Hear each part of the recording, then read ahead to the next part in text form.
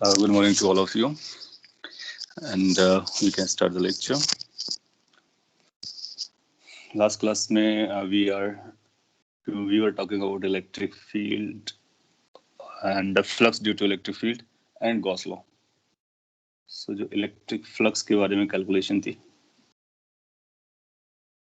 और particularly उसका calculation Gauss law को use करके, symmetry को use करके,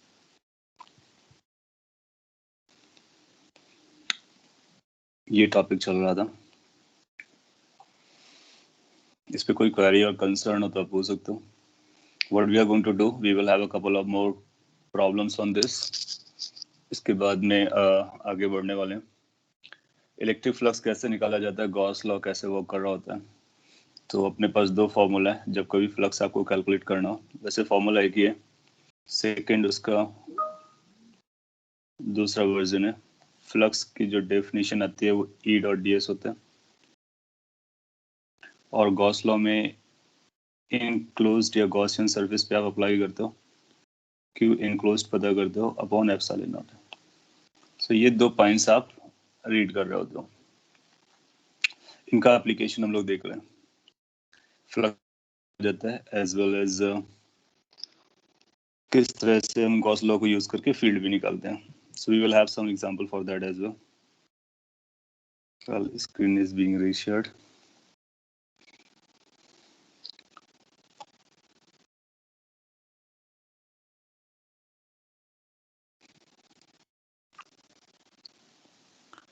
So to start with हम लोग एग्जांपल पिक कर सकते हैं. लास्ट क्लास पे आपने देखा था कि सिमेट्री का बहुत ज़्यादा यूज़ होता है. तो सिमेट्री को यूज़ करके हम आंसर देते थे, बहुत सारे आंसर्स निकाल देते हैं. तो एग्जैक्टली सिमिलर टाइप का इक्वेशन मैं आपको दे देता हूँ, सभी लोग ट्राई करें और फिर आगे बढ़ते हैं. लेट्स से कि आपसे ऐसा बोलता है कि एक पॉइंट चार्ज है, उसकी वजह से अपने को फ्लक्स निकालना है.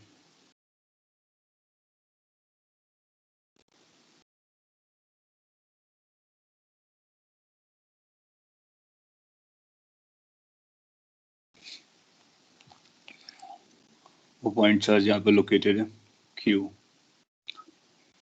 और Q के कोऑर्डिनेट्स कुछ ऐसे दिए गए हैं, जैसे 0,A,0.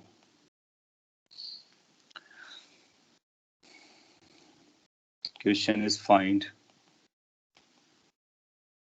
Flux through given surface. तो आपको एक सरफेस दिया जाएगा, ये चार्ज रखा है, इसकी वजह से अपने को फ्लक्स कैलकुलेट करना है. 3 डायमेंशनल में कुछ हम लोग ऐसा बनाना चाहेंगे. सिंपल सरफेस को चूज करेंगे.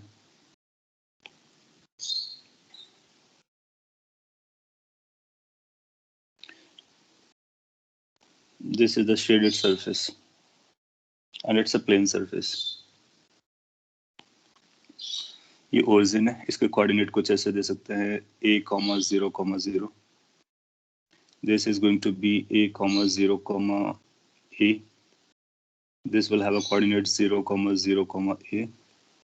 बेसिकली ये A by A का स्क्वायर है और ये चार्ज है, इसकी वजह से स्क्वायर से पास होने वाले फ्लक्स के बारे में अपने को पता करना है.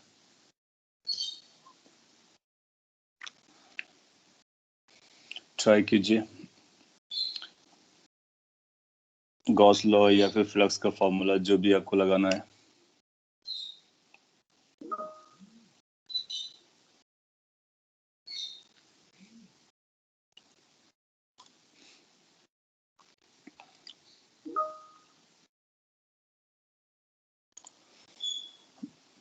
वन बाई 24 ऐसा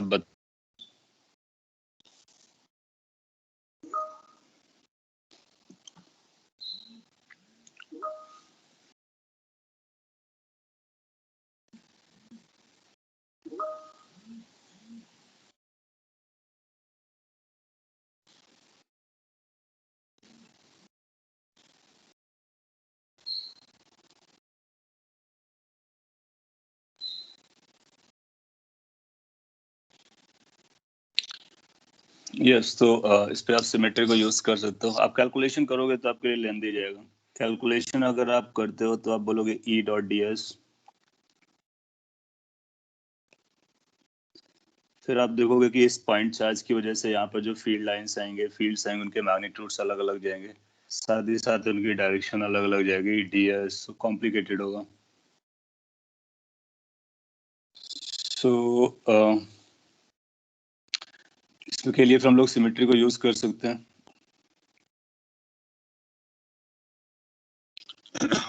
जब आप सिमेट्री को यूज करोगे तो कोऑर्डिनेट्स वगैरह ऐसा देगा कि आप सिमेट्री से कुछ आइडेंटिफाई कर पाओगे। फॉर दोस्त अगर जिनको विजुअलाइजेशन में नहीं आया उनके लिए मैं बता देता हूँ कि आप क्या कीजिए कि इसको कुछ ऐसा इमेजिन कीजिए कि ये कोऑर्डिनेट आपके एक्सेस रहेंगे। इन केस आपने इसको ऐसा एक्सटेंड कर दिया होता और इस तरह से इसको यूज करूं तो यहाँ पर भी एक स्क्वायर बनेगा, दोनों से बराबर बराबर जाने वाला है। जिस तरह से यहाँ पर दो बन सकते हैं तो बैक साइड पे भी दो बनाए जा सकते हैं।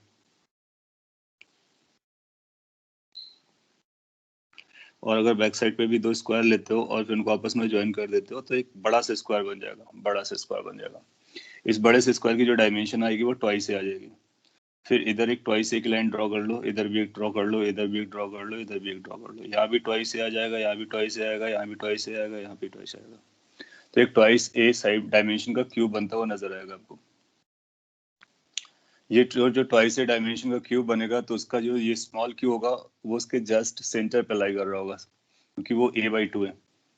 सो अगर वो सेंटर पे लाई कर रहा है इसका मतलब है कि ये सबको सिमेट्रिकल है। तो नीचे वाला जो स्क्वायर था बड़ा सा, उससे कितना फ्लक्स जाएगा आप जानते हो। उससे पास होने वाला जो फ्लक्स होता है, टोटल फ्लक्स, टोटल फ्लक्स नीचे वाले से जाएगा Q/ε0 का 1/6, क्योंकि 6 फेसिस है और जिसको हमको कैलकुलेट करना वो 4 पार्ट में इक्वली डिवाइडेड है। सिंस वो इक्वली डिवाइडेड है तो फिर हम लोग उसको बोलेंगे 1/4। सो ये अपना आंसर हो जाएगा। So flux is going to be Q/6ε0 into 1/4। 1/4 क्यों? क्योंकि 4 को मिला करके नीचे वाला बेस बना था, जो कि एक फेस बनता है क्यूब को लेकर के। सो इस तरह से आप कंस्ट्रक्ट कर सकते हो ज्योमेट्री। मोस्टली जब आपको क्वेश्चन दिया जाएगा तो यू विल फाइंड कि ऐसा कोई कंस्ट्रक्शन हम कर सकते हैं जो सिमेट्रिकल होगा। अदरवाइज कैलकुलेशन अगर ये फीजिबल होगा तो कैलकुलेशन बेस देगा, नहीं फीजिबल होगा तो सिमेट्री यूज करना है, ऐसा हम दिमाग में लगा सकते हैं। एक माइनर सा चेंज करके इसी में क्वेश्चन में आपसे पूछ लेता हूँ। सेम फिगर है, सेम फिगर को फिर से कंसीडर कर लेते हैं। सेकेंड मेथड में आप E.ds करेंगे जो कि मैथमेटिकली बहुत चैलेंजिंग है। सो बेसिकली अभी आप उसको नहीं करेंगे। It will take lot of time and lot of efforts, still not sure कि आप उसका आंसर तक पहुंच पाए। सो जो मेरा कहने का इंटेंशन है वो ये है कि अगर ऐसा क्वेश्चन देगा तो मोस्ट लाइकली सिमेट्रिकल केस बन रहा होगा, पहला पॉइंट। और अगर सिमेट्रिकल नहीं बन रहा होगा तो वो क्वेश्चन में थोड़ा सा ट्विस्ट करके ऐसा पूछेगा जो आप बिना कैलकुलेशन, बिना इंटीग्रेशन करके आंसर दे सके। इंटीग्रेशन आपसे वहीं पे कराएगा जहाँ पर इंटीग्रेशन फीजिबल होगा आपके लेवल पर। जैसे कि आपसे अगर ये क्वेश्चन पूछता है, सेम सेम अरेंजमेंट है, अगर मैं इस क्यू के कोऑर्डिनेट्स बदल देता हूँ, एग्जैक्टली वही नहीं रखता जो प्रीवियस केस में था, तो आप पाओगे कि वो डिफिकल्ट क्वेश्चन बन गया होता कैलकुलेट करने के पॉइंट ऑफ व्यू से। चलेगा। तो यहाँ पर हम सपोज के लिए इसको बोलते हैं कि a,0,0 है, ये 0,0, a है। This is going to be a,0,0। Coordinates को आप ध्यान समझ सकते हो, बेसिकली हम स्क्वायर की कोऑर्डिनेट लिखने की कोशिश कर रहे हैं। लेट्स से ये q आपको दिया गया है 0, ट्वाइस a, 0, या फिर 3a, 0 और कोई और नंबर दे दिया गया। अब आपसे पूछता है कि इससे कितना फ्लक्स जाएगा। सो आप अगर क्यूब बनाएंगे भी ना तो ये उसके सेंटर पे नहीं फॉल करेगा, तो एक डिफरेंट स्टोरी है। सो लेकिन हम जो क्वेश्चन पूछने वाले हैं वो कुछ दूसरा पूछने वाले हैं। लेट्स से कि इसको हमने दो पार्ट में डिवाइड कर रखा है, ये इजी वाला हो जाएगा, थोड़ा सा चैलेंजिंग करते हैं।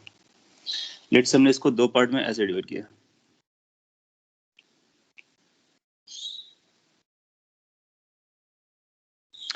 So there are two surfaces I am creating, two triangles. Let's say कि ये इससे जो फ्लक्स का रिलेशन है या फ्लक्स पास करेगा उसका नाम φ1 है, और इससे जो फ्लक्स जाएगा उसका नाम φ2 है। और क्वेश्चन कहता है कि फाइंड द करेक्ट ऑप्शन। अब आपको φ1 φ2 की वैल्यू कैलकुलेट कराए, ये लीस्ट लाइकली है, बट ऑप्शन देकर के रिलेशन जरूर पूछ सकते हैं कि क्या φ1 φ2 बराबर आने वाले हैं, या φ1 बड़ा होगा φ2 से, या φ1 will be smaller as compared to φ2, D any of them is possible, और कैलकुलेट करना पड़ेगा, या फिर कुछ ऐसा बोल सकते हैं। Fourth option, so any of them.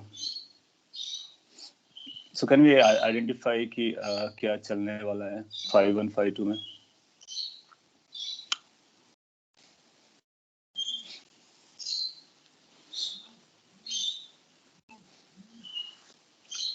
तो ये सब आपके फील्ड लाइंस के विजुअलाइजेशन से आंसर बहुत आसानी से आ सकता है।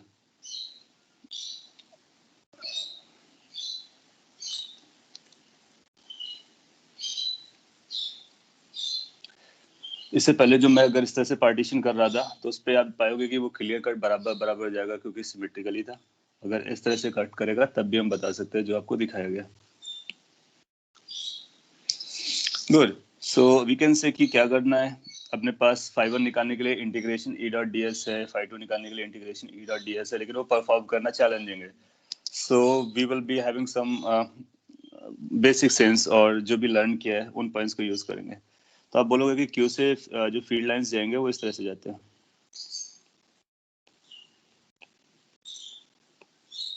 जा रहे होंगे, क्या आप आइडेंटिफाई कर पाओगे कि डेंसिटी कौन से ट्राइंगल पे ज्यादा रही होगी। सो जो फाई की वैल्यू आएगी E डॉट ds, जो आप किसी पॉइंट चार्ज से फील्ड को ड्रॉ करते हो, फील्ड लाइंस को ड्रॉ करते हो, तो जब आप क्लोज टू द चार्ज होते हो तो डेंसिटी या उसकी जो फील्ड लाइन डेंसिटी होती है वो ज्यादा होती है, यानी इंटेंसिटी ज्यादा होती है, यानी मैग्नीट्यूड ज्यादा होता है। तो आप पाओगे कि जो फर्स्ट वाला ट्राइंगल फॉल कर रहा है उसके लिए इसकी आर की जो डिस्टेंस है वो कम रहने वाली है as compare points which are in the second triangle, क्योंकि वो उसकी डिस्टेंस ज्यादा जाएगी। और E Q upon R square होता है। सो इसका मतलब है ई का जो मैग्नीट्यूड है वो फर्स्ट केस में ज्यादा रहेगा। ट्राइंगल का एरिया तो बराबर ही बराबर है। सो आप देखोगे कि आएगा E D S cos theta. यहाँ पर दो पॉइंट्स आपको सपोर्ट करेंगे। पहला, ई का मैग्नीट्यूड ज्यादा है फर्स्ट वाले ट्राइंगल के लिए। दूसरा, उसके लिए थीटा की जो वैल्यू है वो कम है। Inclination from the normal is going to be less. जब थीटा की वैल्यू कम होता है तो कॉस थीटा का मैग्नीट्यूड ज्यादा होता है। सो पॉइंट इज कि फर्स्ट के लिए ई ग्रेटर है, कॉस थीटा ग्रेटर है, टोटल एरिया बराबर जाना है इंटीग्रेशन के लिए। इसका मतलब है कि जो फर्स्ट से फील्ड लाइंस पास कर रहे होंगे वो ज्यादा पॉपुलेशन में होंगे, तो फर्स्ट का फ्लक्स सेकेंड के फ्लक्स से ज्यादा होगा, ऐसा हम लोग कंक्लूड कर सकते हैं।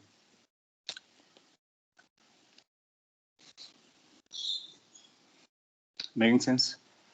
सो इस तरह से रिलेटिव कंपैरिजन भी करा सकता है। तो जब कभी आपको रिलेटिव कंपैरिजन करना हो, आप फॉर्मूला लिखिए, उस फॉर्मूले में वैल्यूज को एस्टिमेट कीजिए। ऐसे आपको केस ऐसा देगा जिसमें आप क्लियर कर डिसाइड कर पाओ। अगर हम डिसाइड नहीं कर पाते, सपोज कर लीजिए ऐसा होता कि ई ज्यादा रह रहा होता, कॉस थीटा कम रह रहा होता, तो फिर हमारे लिए फाइट हो जाती कि मल्टीपल क्या करेगा। तो फिर एनी जैसे ऑप्शन को भी हम कंसीडर करते। तो यहाँ पर क्लियर कट दोनों नंबर सपोर्ट कर रहे हैं। अंडरस्टूड? सो इस तरह के क्वेश्चन भी आपसे पूछ सकते हैं, कॉपी कर सकते हो।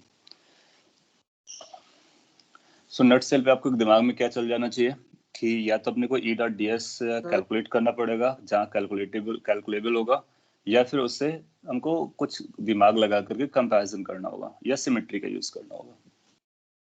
Yes, go ahead. Somebody want to ask something. Sir, can you show the previous slide? Previous बोले तो ये क्यूब वाला। Yes, sir. Okay. See it.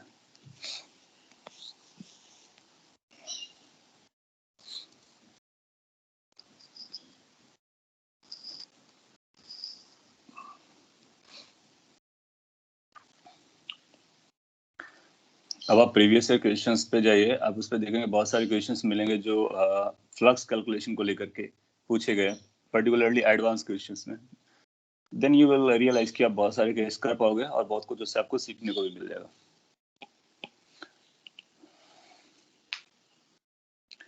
आगे बढ़ सकते हैं। कई बार हम लोग सॉलिड एंगल को भी यूज कर लेते हैं, तो सॉलिड एंगल को मैं एक बार रिकॉल करा देता हूँ, और वो फ्लक्स कैलकुलेशन में कई बार बहुत यूजफुल होता है।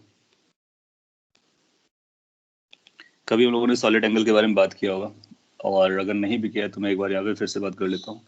जिस तरह से हम लोग प्लेन एंगल किसी कर्व के लेंथ को मेजर करने के लिए यूज करते हैं, आर्क जिसको आप कहते हो, सिमिलरली एरिया से रिलेट करने के लिए हम एक एंगल डिफाइन करते हैं, सॉलिड एंगल।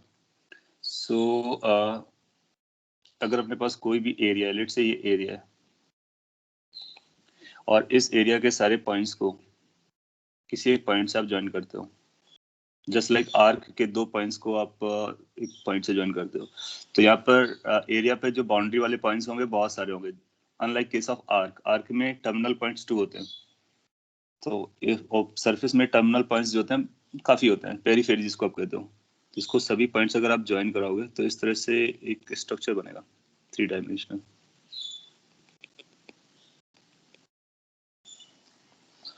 नाउ अगर ये जो 3 डायमेंशनल स्ट्रक्चर बन रहा है, तो यहाँ पर जो एंगल बन रहा होता है, दिस एंगल 3 डायमेंशन में, इसी को हम लोग सॉलिड एंगल कहते हैं।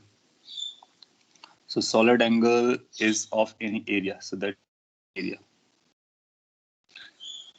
उस एरिया के लिए हम लोग सॉलिड एंगल डिफाइन करते हैं।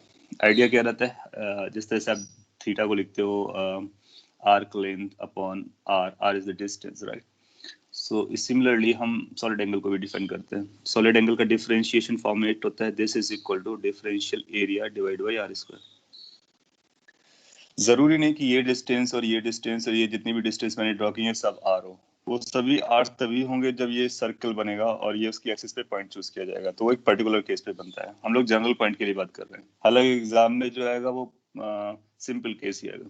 तो हम लोग क्या करते हैं उसके लिए, फॉर दैट सेक आपको एक यहाँ पे छोटा सा सैंपल लेना होगा, कहीं पे छोटा सा डीए, उस डीए को यहाँ से ज्वाइन कराना होगा। जब आपने बहुत छोटा सा एलिमेंट लिया तो आपको रियलाइज होगा कि उसके पेरीफेरी के सारे पॉइंट्स, जितने भी पॉइंट हम लोग चूज करना चाहें, उसकी जो डिस्टेंस है उसको आर बोल सकते हैं। क्यों? क्योंकि उनके बीच का जो गैप है ना बहुत कम रहेगा। सो ये हमारे लिए छोटा सा एंगल जो बन रहा है, this angle we are calling differential solid angle, और इस पर जो आर यूज हो रहा है उसको हम आर कहेंगे। So you can think of कि इसके लिए आर बराबर आएगा, बहुत छोटा सा एलिमेंट लिया गया, just like point. So point के लिए दोनों डिस्टेंसेस बराबर, दोनों क्या है, जितने भी डिस्टेंसेस आएंगे सब बराबर आएंगे। सो उसके लिए फिर ये डिफाइन करते हैं। अब आप देखोगे कि ये small solid angle is going to be small area divide by R square. Now R हमारा वेरिएबल हो सकता है, बिल्कुल हो सकता है, डी ए वेरिएबल होगा, ये वेरिएबल होगा, तो एक डिफिकल्ट डिफरेंशियल इक्वेशन टाइप की स्टोरी है ये।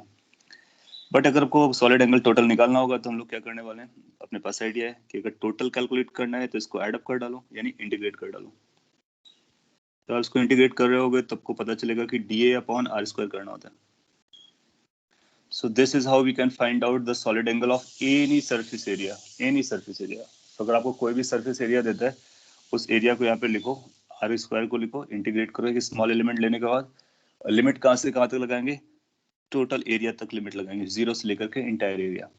तो ये जो इंटीग्रेशन होगा एरियल इंटीग्रेशन होगा, जैसे ई डॉट डी एस में ds एरिया आता है, तो यहाँ पर भी एरिया है।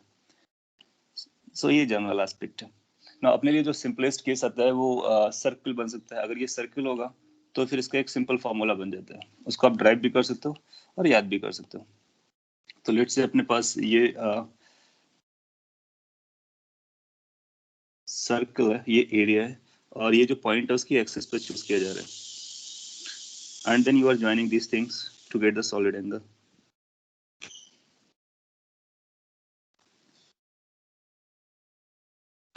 सभी पॉइंट्स को ज्वाइन करा दोगे, सो ये जो इंटायर एंगल बनेगा ये सॉलिड एंगल हो जाएगा। ये आपको कोन जैसा स्ट्रक्चर नजर आएगा।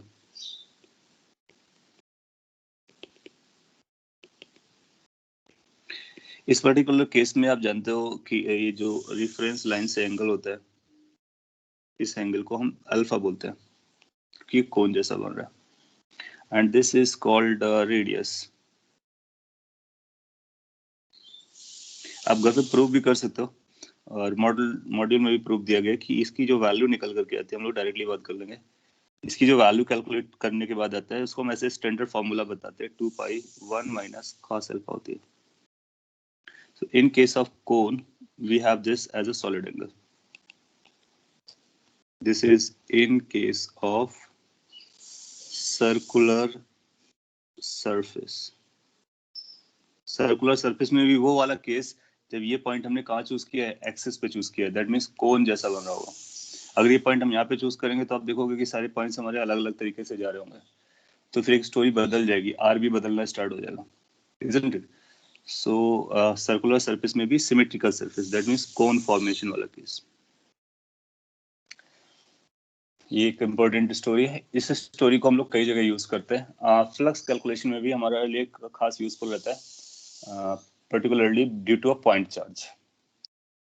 सो अगर ये पॉइंट चार्ज है, यहाँ पर अगर हम एक पॉइंट चार्ज रखते हैं वर्टेक्स पे, तो आप देखोगे कि जो फ्लक्स जाएगा वो ऑल इंटायर एंगल से जाएगा, 3 डायमेंशनल जो टोटल एंगल बन रहा होगा. तो टोटल एंगल में कितना फ्लक्स जाएगा, Q अपॉन एप्सिलॉन नॉट. कोई भी स्फीयर पकड़ लो, स्फेरिकल सरफेस ले लो, Q अपॉन एप्सिलॉन नॉट जाने वाला है. सिंस वो सिमेट्रिकल होता है, तो अगर कोई भी सॉलिड एंगल अपने को पता चलता है तो उस सॉलिड एंगल से कितना जाएगा ये हम बता सकते हैं. तो अगर हमको टोटल सॉलिड एंगल पता चले तो हम एक रिलेशन बना सकते हैं. अब यहाँ पे एक पॉइंट और भी लिख सकते हो कि टोटल या maximum solid angle, maximum solid angle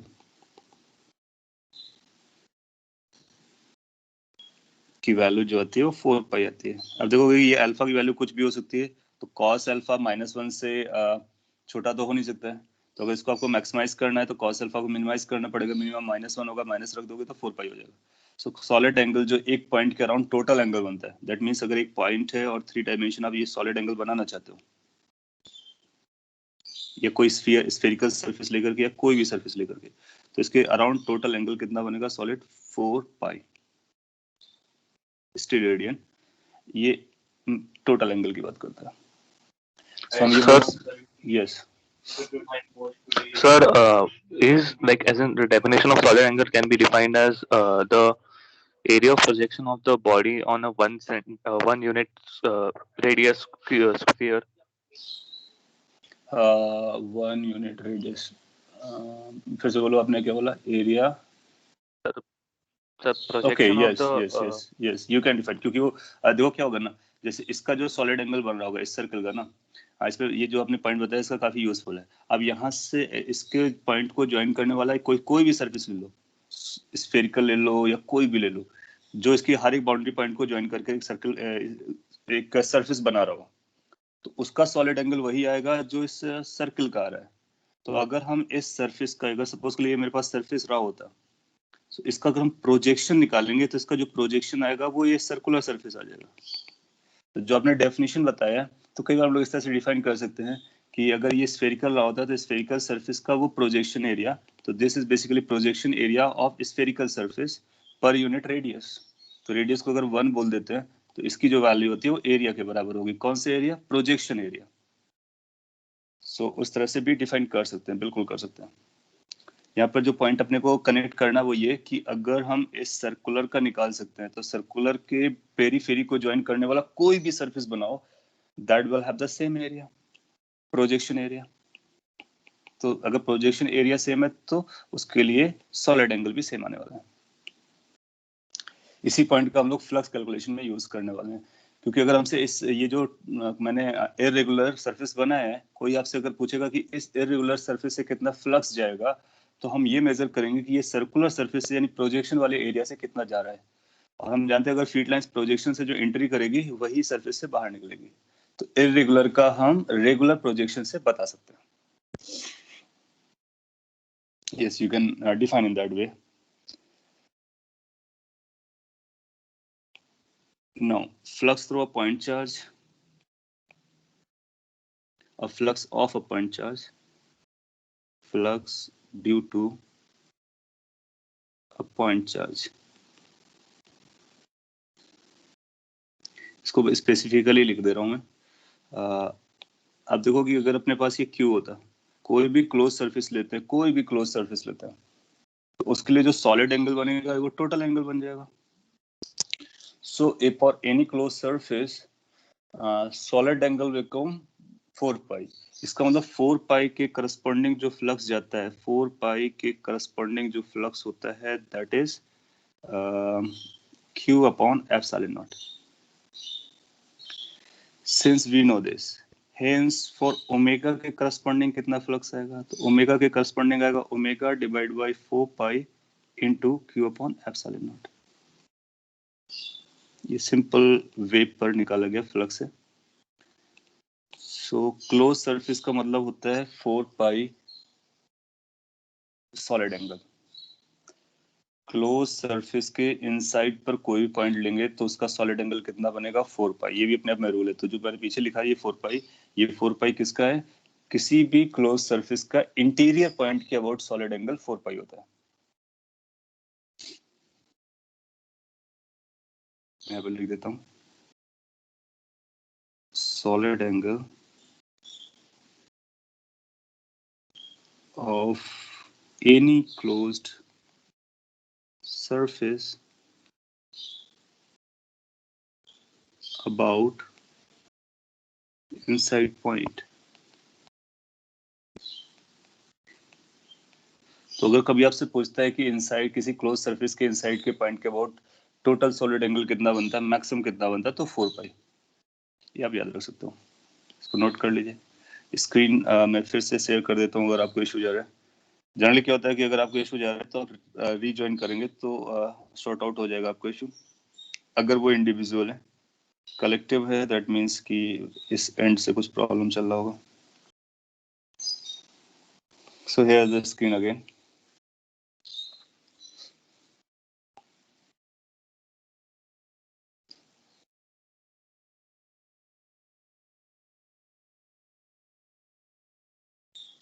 Okay, then after you jot down this point. Total angle के अबाउट इतना होता है, टोटल होता है तो किसी एक एंगल के अबाउट कितना होगा वो बता सकते हैं.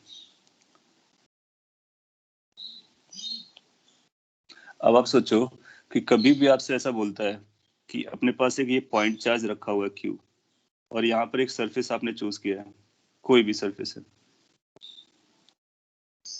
हाउ टू डू, कोई भी ऐसा सरफेस चूज किया है, बोलता है ये सरफेस है, ये 3 डायमेंशन में मैंने बनाने की कोशिश की, ये एक सरफेस है और ये पॉइंट चार्ज है. आपसे पूछता है कि बताइए कितना फ्लक्स जा रहा होगा इस सरफेस से. अपने पास आइडिया है, क्या कर सकते हैं? आप इस पॉइंट चार्ज को ज्वाइन कराओ इसके सारे वर्टेक्स पॉइंट्स, सारे इसके एंड पॉइंट से, सरफेस वाले पॉइंट से.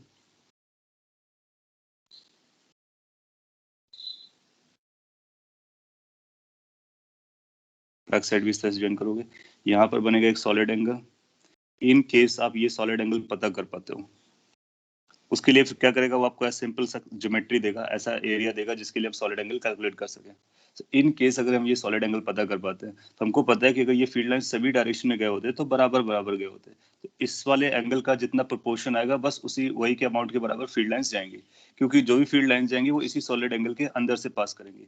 इसके अंदर से पास करेंगे तो वो सरफेस को क्रॉस कर रहे होंगे. Are you getting my point? So flux कितना हो जाएगा? Flux will be equal to omega divided by 4 pi into the total which is Q upon epsilon naught. तो इतना फ्लक्स यहाँ से पास हो रहा होगा, ये हम बता सकते हैं. ये इस फॉर्मूले का मीनिंग है. अब हम आपको एग्जांपल लेते हैं और आप उस पर बताएंगे कि कितना फ्लक्स जाने वाला है, कैसे जाने वाला है एंड ऑल दैट.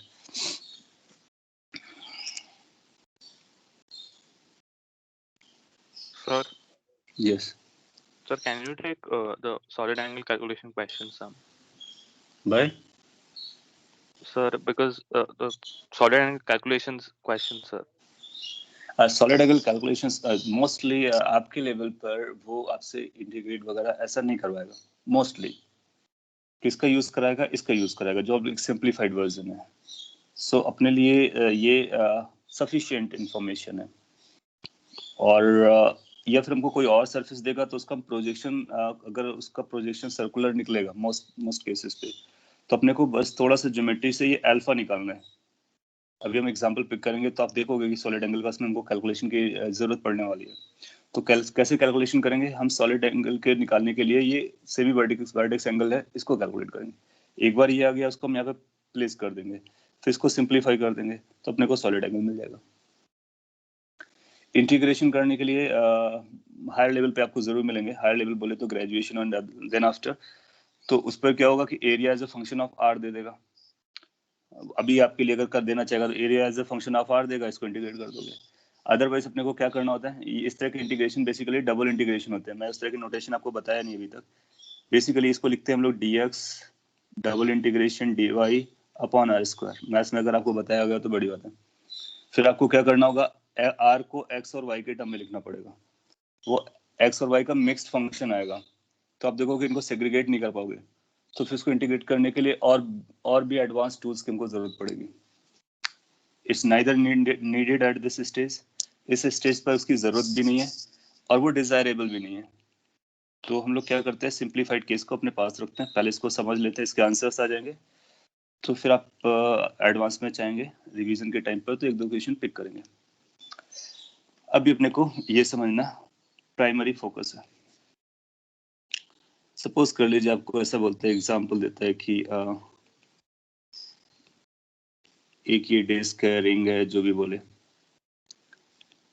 और उसके सेंटर पॉइंट से उसके एक्सिस पर जो लाइन आती है, एक्सिस है बेसिकली, वहां पर एक पॉइंट चार्ज क्यों रखा गया है, क्यों।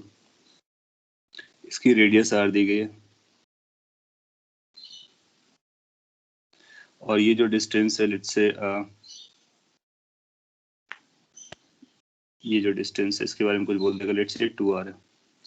सिंप्लिसिटी के लिए बोल देते हैं। फाइंड बोलता है, find flux passing through circular surface.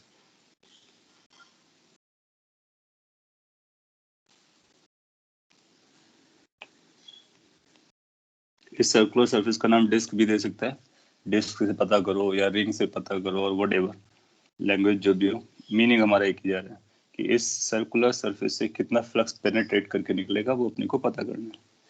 Field lines imagine करोगे तो फील्ड लाइंस कुछ इस तरह से पेनिट्रेट करके जा रहे होंगे, इन्हीं को अपने को काउंट करना है। कहाँ तक की फील्ड लाइंस काउंटेड होंगी, जो जस्ट यहाँ से एंट्री ले रहे होंगे, जो जस्ट यहाँ से एंट्री ले रहे होंगे।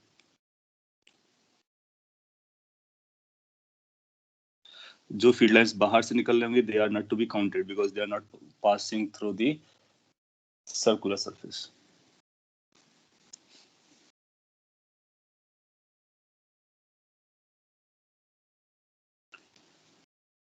सो आप सॉल्व कर रहे हो, मैं एक्सप्लेन करना स्टार्ट भी कर देता हूँ। आप क्या करो, इसका सॉलिड एंगल पता करो। ये अगर ये सॉलिड एंगल है तो हमारा फ्लक्स का आंसर बनेगा phi is equal to omega upon 4 pi Q upon epsilon naught. Answer देने के लिए सिर्फ और सिर्फ ओमेगा की जरूरत है, सिर्फ और सिर्फ ओमेगा की जरूरत है। How we can get this omega then? Omega is going to be twice pi under root 1 minus cos alpha, 1 minus cos alpha.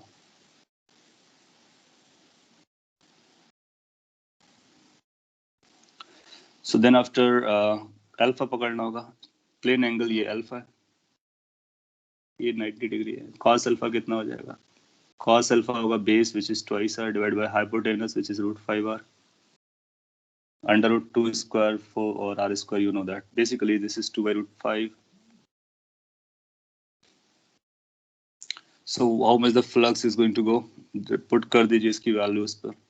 So this will become 1 minus 2 by root 5 divided by twice q upon epsilon naught.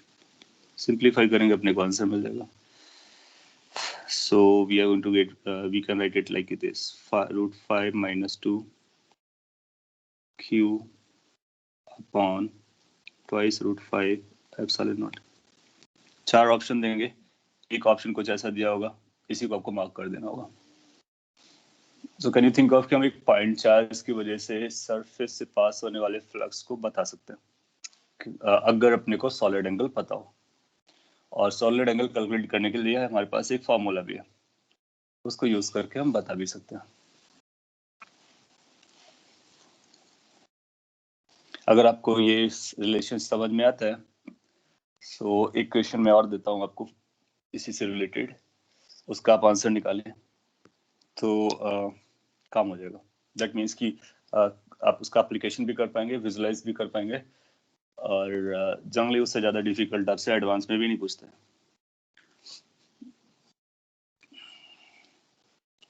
Suppose कर लीजिए आपसे ऐसा बोलता है कि हमारे पास कुछ part of the sphere है, तो ये स्फीयर था, इस स्फीयर को आपने कट कर दिया।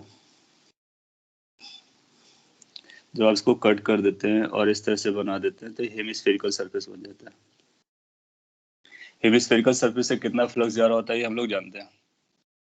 लेट्स से कि इस पर आप किसी हाइट तक जाते हो, h हाइट तक, उसके बाद यहाँ पे विजुलाइज करते हो, ये सारा इमेजिनेशन में चल रहा है। फिर आप ये ऊपर वाला कैप हटा देते हो,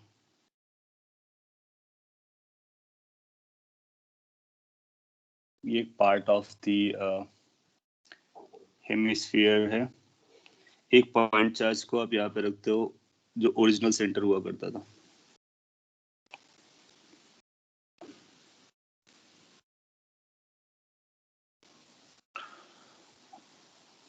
नाउ अब आपको दिख रहा होगा, क्या दिख रहा है, एक स्फीयर का एक पार्ट ऑफ द सरफेस दिख रहा है, कर्व सरफेस। ये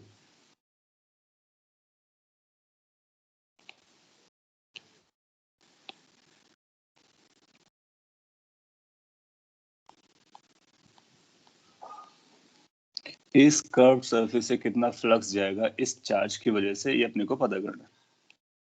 ट्राई कीजिए, मैं क्वेश्चन तब तक लिख देता हूँ। Find flux through shown surface।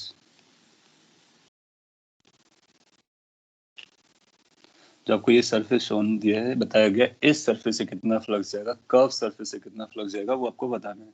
Where the point charge is located, point charge is located in the centre of curvature. तो इसका जो सेंटर ऑफ कर्वेचर है वहां पर पॉइंट चार्ज लोकेटेड है।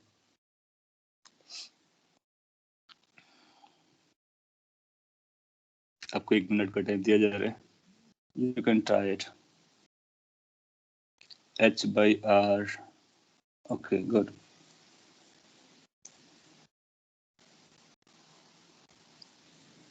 मैं आपको h की वैल्यू भी दे देता हूँ सिंपलिसिटी के लिए, तो आपका नाम इसकी r वैल्यू भी यूज कर सकते हो। बिल्कुल, लेट्स से h की वैल्यू r/2 दिया गया, तो आपका आंसर r से h से इंडिपेंडेंट एक नंबर, अच्छा नंबर आ जाएगा।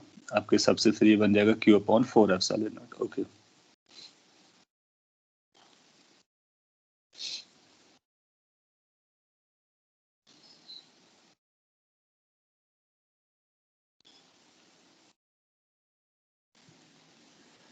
q/4ε0।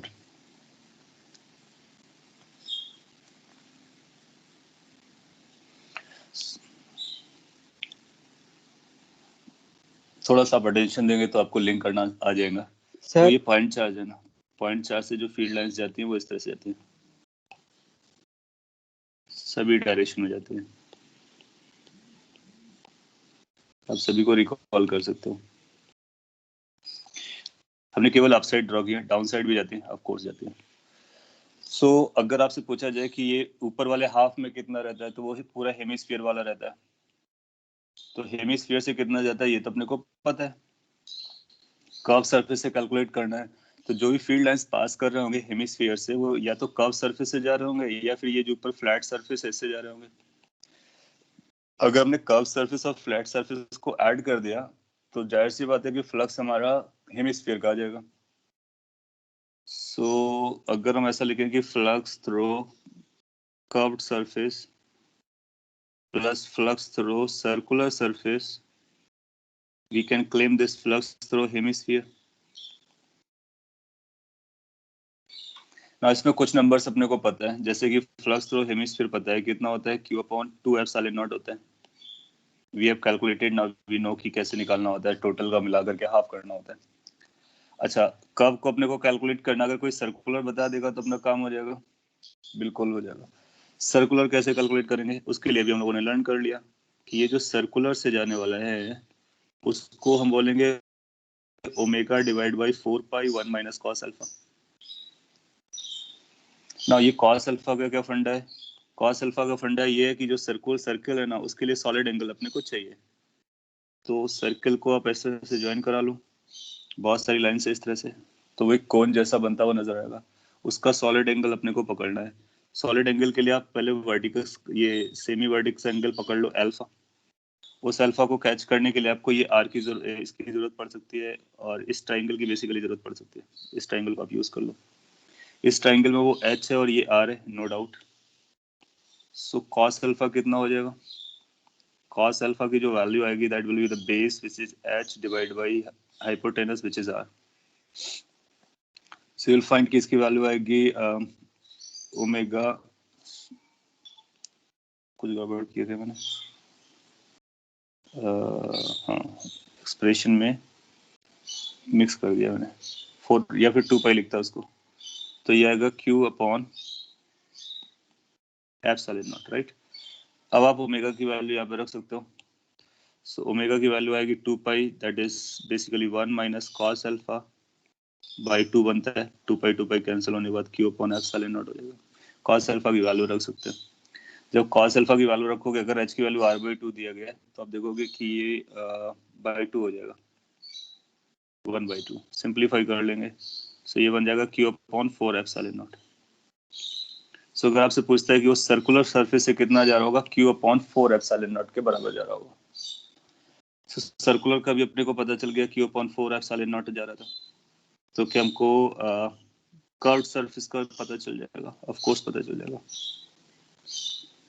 5 from curved surface, so 5 from curved surface is going to be equal to, इन दोनों को सब्ट्रैक्ट कर लो, so ये हाफ है 1/4 है, तो प्लस का 1/4 बचेगा, कॉपी कर लीजिए। सो आप कर्व सरफेस से बता सकते हो, सर्कुलर सरफेस से बता सकते हो, हेमिस्फीयर से बता सकते हो, कोई भी सेगमेंट कट करेगा, किसी भी स्फीयर को कैसे भी चॉप किया जाए, कोई पोर्शन पिक किया जाए, आप उससे जाने वाला फ्लक्स बता सकते हो, क्योंकि आपको पॉइंट चार्ज का आइडिया हो गया सॉलिड एंगल के वजह से। एक बार किसी एग्जाम में उसने शायद पूछा भी था, ये उसने ये पूछा था कि इसके ऊपर जो कैप है, इस कैप वाले सरफेस से कितना जाएगा, तो ये जो कैप वाला सरफेस है उससे वही फ्लक्स जाएगा जो सर्कुलर सरफेस से जा रहा है, क्योंकि ये जो सर्कुलर सरफेस है हेमिस्फीयर का सरफेस का कैप प्रोजेक्शन है, सेम ही जाएगा, बता सकते हैं सेम जाएगा, good. Q/4πε0। So point is कि सॉलिड एंगल की हेल्प से हम किसी भी पार्ट ऑफ द हेमिस्फीयर से बता सकते हैं, किसी भी सरफेस से बता सकते हैं, अगर हमसे पूछा जाए और हम सॉलिड एंगल निकालने में कैपेबल हो। जनरली वो सर्कुलर फेस बनाएगा, वहां से सॉलिड एंगल हम निकाल लेंगे। ये तो हो गया फ्लक्स कैलकुलेशन करने के बहुत सारे एग्जांपल्स, और इनको अगर आप अच्छे से रिटेन रखेंगे, प्रैक्टिस कुछ और करेंगे क्वेश्चंस की, तो एडवांस का एक क्वेश्चन एक्सपेक्टेड है कि आपसे हो जाएगा और एग्जाम में आएगा ही मोस्ट लाइकली।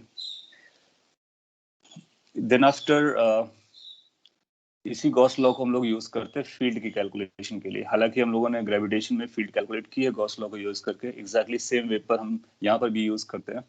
तो एक दो केसेस के लिए या एक दो एग्जाम्पल से मैं उसको एक्सप्लेन कर देता हूँ। तो सिंपल एग्जाम्पल लिख देता हूँ। अगर कभी आपसे ऐसा कहता है कि अपने पास एक अरेंजमेंट है, कॉन्सेंट्रिक स्फीयर्स हैं,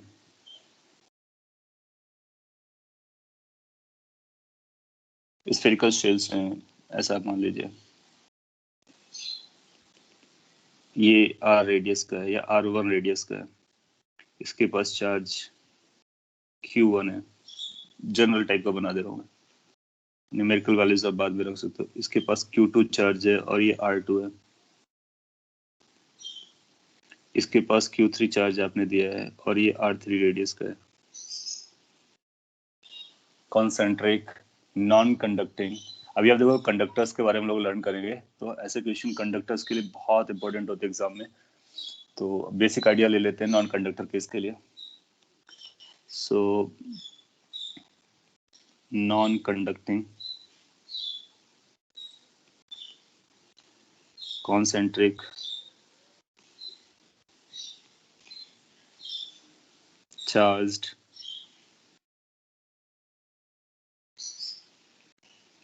spherical cells are arranged as shown.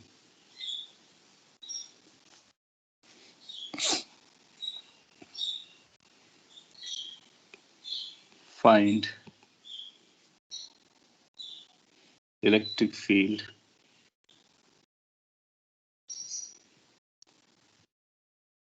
at a distance r from the center. सबसे बोलता है कि r distance center से आप जाओ and at that location you need to identify how much the electric field is going to be there and कितना होगा, किस डायरेक्शन में होगा, वो सारा कुछ अपने को पता करना है। तो जहां पर r की वैल्यू क्या है, तो केसेस वाइज में हम लोग देख लेंगे। जैसे ए केस में r is less than r1, so r की वैल्यू r1 से छोटा है, that means you are inside the shells, सभी सेल्स के इनसाइड पे। सो वहां पर अपने को फील्ड बतानी है।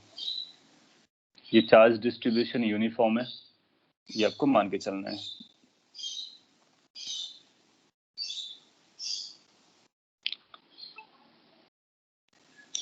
सो ये आंसर्स हम लोग कैसे निकालने वाले हैं, गॉस लॉ को यूज करने वाले हैं।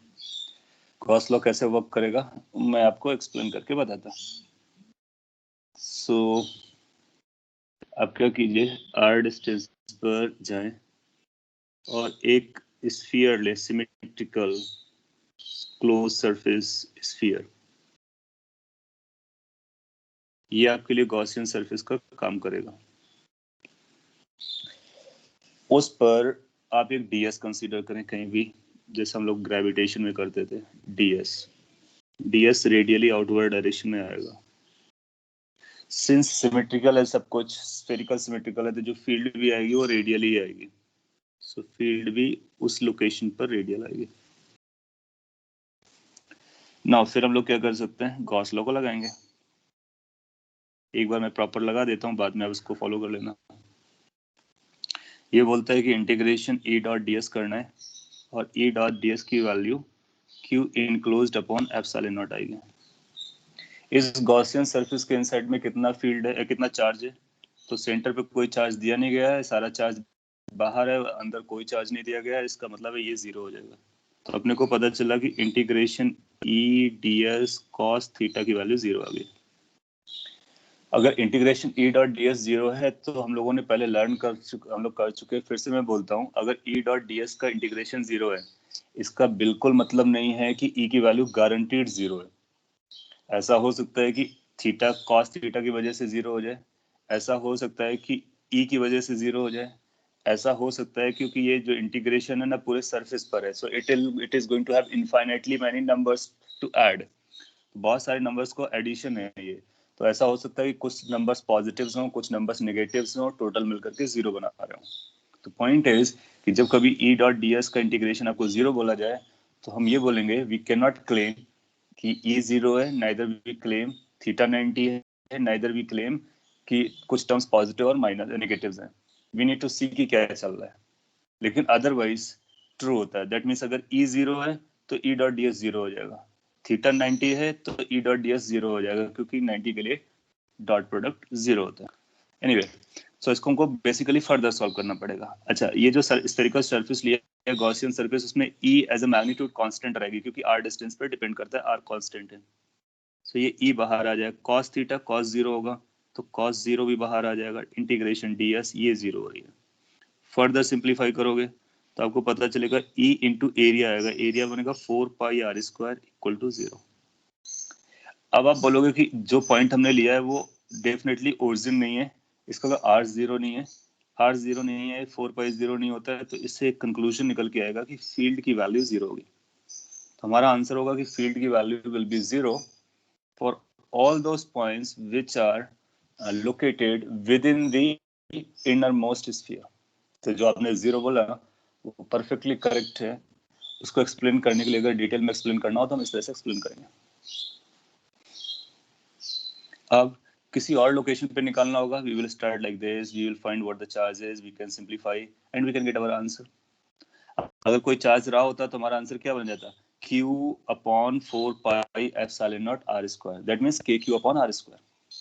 सो बेसिकली अपने को क्या देखना है कि इनसाइड में कितना चार्ज लाई कर रहा है और पॉइंट चार्ज का फॉर्मूला लगा देना है। जैसे B पर मैं आपसे पूछता हूँ कि अगर R की वैल्यू R1 से बड़ी है लेकिन R2 से छोटी है, उस जोन की बात कर रहे हैं, that means inner most sphere और मिड स्फीयर के बीच के वाले स्पेस के बारे में बात कर रहे हैं।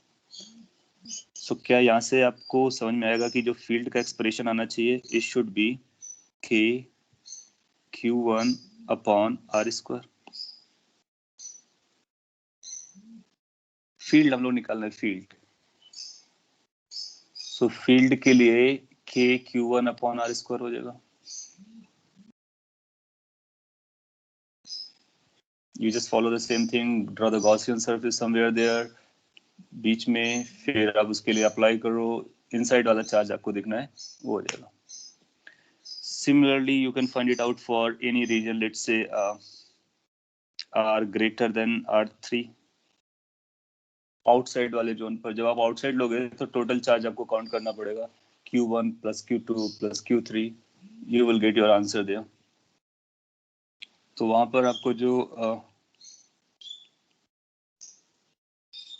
आंसर मिलेगा सी पार्ट के लिए, R greater than R3, E की वैल्यू आ जाएगी K the total charge, that is Q1 plus Q2 plus Q3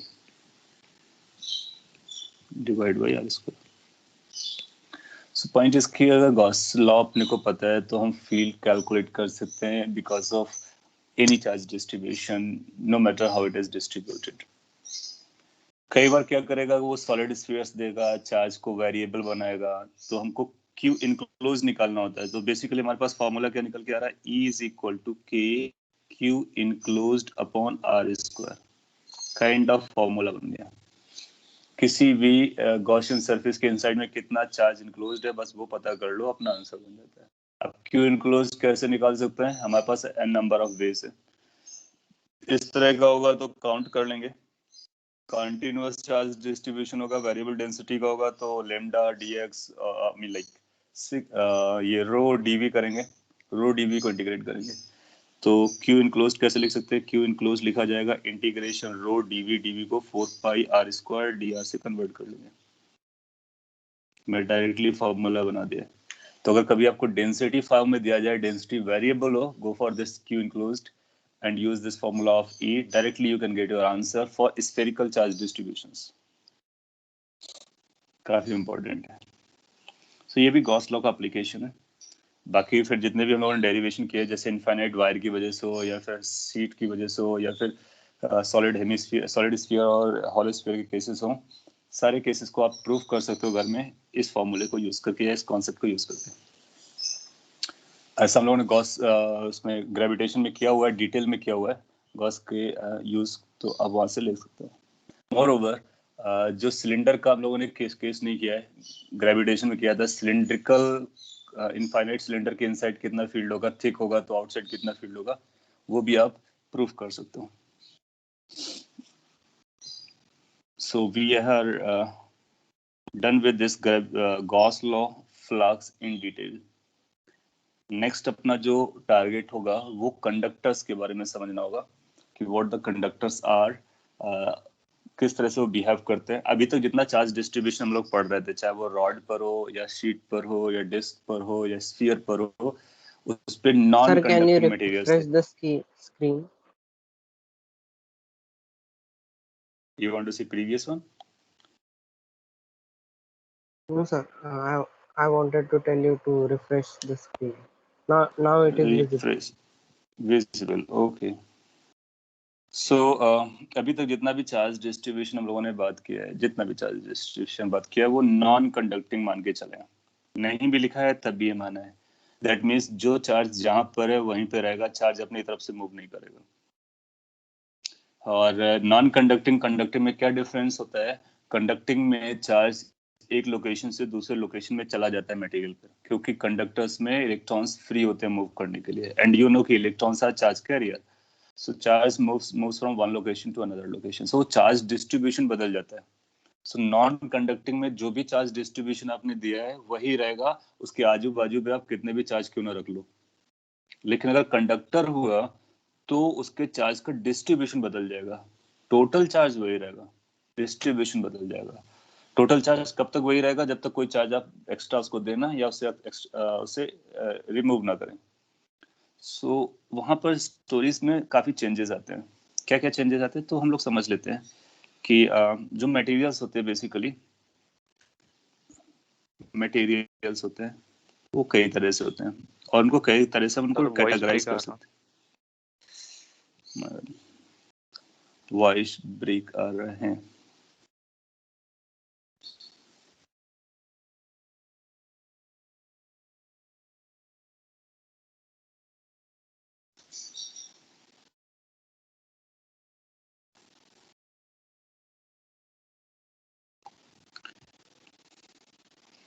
okay, maybe some fluctuations of net. So इसको हम कैरी करते हैं, थोड़ा सा स्लो होते हैं. अगर ज़्यादा ब्रेक आएगा तो लेट मी नो. जो मटेरियल्स होते हैं जिनकी हम बात करते हैं वो सेवरल वे पे हम लोग कैटेगराइज कर सकते हैं, डिपेंडिंग ऑन की क्या पर्पस चल रहा है. यहाँ पर कंडक्टिविटी कंडक्टिंग नेचर पर्पस है, उसके बेसिस पर हम इसको नॉन कंडक्टिंग कैटेगरी में डिवाइड कर सकते हैं. नॉन कंडक्टर्स जो अभी तक हम लोगों ने पढ़ा वो नॉन कंडक्टर्स है. फिर कुछ conductors, that means called semi conductors.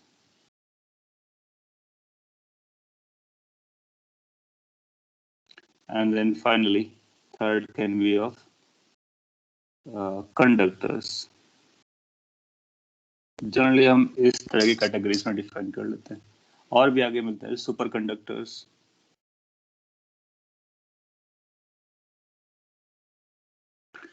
So broadly आप 4 भी कह सकते हो. इस तरह के मटेरियल्स जनरली पाए जाते हैं. नॉन कंडक्टर होंगे, सेमी कंडक्टर होंगे, कंडक्टर होंगे, सुपर कंडक्टर. डिफरेंसेस क्या होते हैं? डिफरेंसेस में आप ये बोलते हो कि जो इलेक्ट्रॉन्स है, नो इलेक्ट्रॉन इज फ्री. यहाँ पर जो इलेक्ट्रॉन्स होते हैं, आप जानते हो कि एटम होता है, न्यूक्लियस होता है, ये सारी कहानी होती है. और केमिस्ट्री में आप देखते होगे कुछ फ्री इलेक्ट्रॉन्स हो जाते हैं, आउटर ऑर्बिट पर होते हैं, वो फिर घूमना स्टार्ट करते हैं.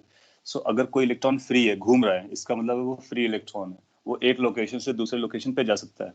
अगर सारे के सारे इलेक्ट्रॉन ऑर्बिट पे बाउंड है तो फिर वो जो एटम का अपना स्ट्रक्चर उसको फॉलो करेंगे, वो फ्री रोम नहीं कर सकते. तो अगर कोई फ्री इलेक्ट्रॉन्स नहीं है तो हम बोलते हैं वो नॉन कंडक्टर्स है. So electron are not free. There is no free electron, ऐसा लिखा जा सकता है. Electrons are not free. Semiconductors में some electrons are free. Few electrons बोले, सम का मतलब दूसरा निकल जाएगा. फ्यू बहुत कम होते हैं. Electrons are free. कंडक्टर्स में लार्ज, अब ऐसा बोल सकते हो electrons are free. Super conductor को रफली ऐसा बोल सकते हो कि इलेक्ट्रॉन के मूवमेंट में कोई भी रेजिस्टेंस नहीं है. No resistance in movement of electrons. आप जानते हो कंडक्टर्स में हम लोग रेजिस्टेंस की बात करते हैं. करंट जा रहा है तो कितना रेजिस्टेंस लगेगा एंड ऑल दैट थिंग. इसका मतलब इलेक्ट्रॉन फ्री तो होते हैं, लेकिन जब वो मूव कर रहे होते हैं तो they are not free to move without any resistance. So they have a resistance in their movement. So conductors होते हैं. Super conductor is the next level and that says कि इलेक्ट्रॉन फ्री तो होते ही हैं, लेकिन वो मूवमेंट के लिए भी फ्री होते हैं. सो ये कैटेगरीज हैं. अभी तक जो चार्ज डिस्ट्रीब्यूशन के बारे में हम लोगों ने पढ़ा है, that was of non conductor cases आगे जब ये अपना सिलेबस खत्म होगा तो लास्ट चैप्टर्स में हम लोग कवर करेंगे सेमीकंडक्टर्स एक्सट्रीमली यूजफुल है। जो आज का आईटी का जमाना है या फिर ऐसा बोलो आईटी रेवोल्यूशन है, उसमें सेमीकंडक्टर का मेन रोल है। कंडक्टर्स स्टोरी ऑफ पास्ट जो पहले हम लोगों ने डेवलपमेंट्स किए हैं वो मेनली कंडक्टर्स पे रहे हैं। और super conductor is a future, तो ये फ्यूचर में आने वाली स्टोरीज जो है वो सुपर कंडक्टर पे बनने वाली हैं। सो सभी के अपने अलग अलग स्टोरीज है, सभी का अपना अलग अलग कॉन्सेप्ट्स हैं। अभी हम लोग इन दोनों पे फोकस करेंगे। नॉन कंडक्टर के चार्ज डिस्ट्रीब्यूशन को पढ़ रखा है, कंडक्टर्स के बारे में बात करेंगे। सो कंडक्टर्स की अपनी क्या प्रॉपर्टीज होती हैं उस पर मेनली फोकस करने वाले हैं। आपने कुछ लिखा हुआ है सेमी कंडक्टर्स जेई के सिलेबस में है, नहीं है ना? सेमी कंडक्टर्स सिलेबस में है जेई मेन के, तो ये मेन एग्जाम के सिलेबस पर है, एडवांस में नहीं है। सो जेई मेन एग्जाम के लिए अपने को सेमी कंडक्टर्स को पढ़ना होगा। तो इसीलिए जब सिलेबस खत्म होगा, मॉडर्न फिजिक्स पढ़ रहे होंगे, तो उसके बाद लास्ट में सेमी कंडक्टर का ब्रीफ लेंगे। क्यों? क्योंकि वो जेई मेन पर इन्वॉल्व है, पहला पॉइंट। दूसरा, जेई मेन में इस पे क्वेश्चंस आते हैं, सेमी कंडक्टर्स पे 3 to 4 क्वेश्चंस वो पूछता है। सो लेकिन एडवांस पे नहीं है, सो आईआईटी के एग्जाम के लिए नहीं है। Then you are asking, are there possible examples of superconductors or are they ideal? Superconductor is a possibility और examples भी है, practical में भी है। In fact, IIT Bombay is performing a experiment doing a couple of years से कर रहा है। उन्होंने एक रूम को बना रखा सेमीकंडक्टर के लिए। सेमीकंडक्टर का सबसे बड़ा ड्रॉबैक जो अभी है, जो साइंटिफिक चैलेंज है एज ऑफ नाउ, वो ये है कि सुपरकंडक्टर रूम टेम्परेचर पर एग्जिस्ट नहीं करते हैं। सो रूम टेम्परेचर पर लाना उनके लिए ये चैलेंज है। फ्यूचर में जाकर के आप रिसर्च करते हो और अगर आप उसको रूम टेम्परेचर पर ले आते हो तो आपका नोबेल प्राइज आपके लिए रेडी हो जाएगा। क्यों? क्योंकि एक बार सुपर कंडक्टर रूम टेम्परेचर पर आया, सो यू विल फाइंड कि रिमार्केबल चेंज आने वाले हैं ह्यूमन लाइफ में। और अभी जैसा आपने बोला, एक्सट्रीमली लो टेम्परेचर पे रफली -200 डिग्री सेल्सियस पे एग्जिस्ट करता है। -180 -190 तक हम लोग लेके आए हैं। सो इतने डिग्री सेल्सियस पर जो एग्जिस्ट कर रहा है, तो उसको एग्जिस्ट कराने के लिए हमको इतना टेम्परेचर क्रिएट करना पड़ता है। इमेजिन कि हमको -200 डिग्री सेल्सियस का टेम्परेचर क्रिएट करना है, ये अपने आप में एक चैलेंज है। नॉर्मल फ्रीजर्स जो हमारे होते हैं वो 0 डिग्री -10 5 पे ही वो सेटल हो जाते हैं। So this is biggest challenge as of now. बाकी इस टेम्परेचर को क्रिएट कर लेते हो आप, देन यू विल रियलाइज कि सेमी सुपर कंडक्टर एग्जिस्ट करता है। उसके साथ एक्सपेरिमेंट चल रहे हैं बहुत सारी, ऑल ओवर द वर्ल्ड बहुत सारी लैबोरेटरीज वर्क कर रहे हैं। आईआईटी बॉम्बे इंडिया में लीड कर रहे हैं। they are having this stuff, they have created superconductors, they are testing it for various cases, use भी किया जा रहा है। बट प्रॉब्लम ये है टेम्परेचर। आप सोचो कि अगर हम सुपर कंडक्टर को यूज भी करना चाहें तो अपने को -200 टेम्परेचर क्रिएट करना पड़ेगा, वहां पर अपना सर्वाइवल डिफिकल्ट हो जाएगा। डिफिकल्ट क्या, इम्पॉसिबल रहेगा। सो दैट्स द चैलेंज, और ओवर द इयर्स एक्सपेक्टेड है वो कवर अप हो जाएगा। So superconductor is much more than idea, it's a real. हाँ, आपने एग्जांपल भी दिया मरकरी एक सुपर कंडक्टर क्या है, यही जो अपने एलिमेंट्स होते हैं ना, उनको अगर लो टेम्परेचर पे ले जाओ तो उनका बिहेवियर बदल जाता है, तो कुछ का सुपर कंडक्टर जैसा हो जाता है। So mercury is a good example at extremely low temperature. Anyway, so इसकी ये भी अपने लिए एक थ्योरी है, ऐसा बोल सकते हो। प्रैक्टिकल में आने में टाइम है, but chances are there. So conductors की क्या प्रॉपर्टीज होती हैं, उनके बारे पे थोड़ा सा आइडिया ले लेते हैं। कंडक्टर्स में चार्ज फ्री होता है, मूव करता है। सो मूव करता है, फ्रीली मूव करता है, इसका मतलब है कि चार्ज डिस्ट्रीब्यूशन वो अपने कॉन्सेप्ट के हिसाब से चलेगा। आप चार्ज देते हो उसके हिसाब से नहीं चलेगा। तो किसी कंडक्टर को अगर आपने चार्ज दिया, जहां पर आपने चार्ज डिपॉजिट किया उस लोकेशन पे रुके, ऐसा कोई गारंटी नहीं है। जबकि नॉन कंडक्टर में अगर आपने चार्ज प्रोवाइड किया, तो जिस लोकेशन पर आप चार्ज को रखोगे, चार्ज वहीं पर मिलेगा आपको। So this is the main difference. So properties of conductors which are useful for us.